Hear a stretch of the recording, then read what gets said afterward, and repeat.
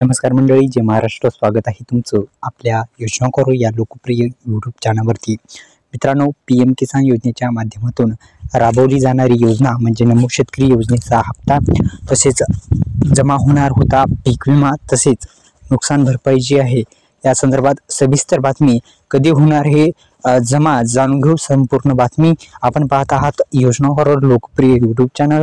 आपल्या लोकप्रिय यूट्यूब चॅनलला तुम्ही जर सबस्क्राईब केलं नसेल तर सुरुवातीस सबस्क्राईब करा, बेल आयकॉनला ऑल प्रेस करायला विसरू नका. तर मित्रांनो, आपण पाहत आहात लोकप्रिय यूट्यूब चॅनल. पुन्हा एकदा विनंती आहे, नमो शेतकरी योजनेचा हप्ता तसेच जो नुकसान भरपाई आहे तो कधी मिळणार, 31 मार्च पूर्वीच मिळणार होती. तर मित्रांनो, 31 मार्च पूर्वीच आता नुकसान भरपाई जी आहे ती मिळण्याआधी मित्रांनो तुम्हाला अतिवृष्टी नुकसान भरपाईसाठी तुम्हाला जो KYC आहे ती करणं अनिवार्य आहे.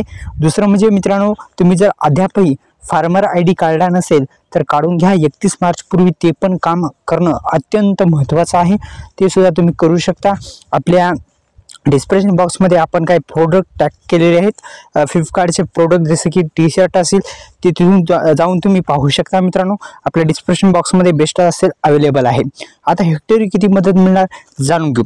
तर पीक विमा योजनेअंतर्गत मिळणारी नुकसान भरपाई जी आहे ही प्रत्येक जिल्हा तालुका पिकानुसार वेगवेगळी असते. आपल्याला माहिती आहे वेगवेगळी आहे आणि नुकसानीच्या प्रमाणानुसार आणि विमा कंपन्यांच्या पंचनामानुसार ही रक्कम निश्चित केली जाते, सर्वांना माहिती आहे. तर मित्रांनो, ही काही गोष्टीवर अवलंबून आहे या पीक विम्याचं.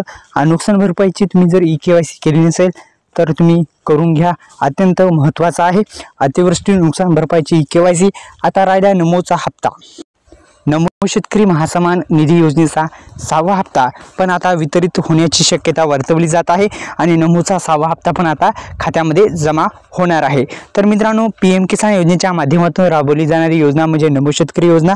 या नमो शेतकरी योजनेचा पण हप्ता शेतकऱ्यांच्या बँक खात्यामध्ये जमा होणार आहे. तर पुन्हा एकदा विनंती आहे, आपल्या डिस्क्रिप्शन बॉक्समध्ये दिलेल्या लिंकला नक्की व्हिजिट करा. धन्यवाद. जय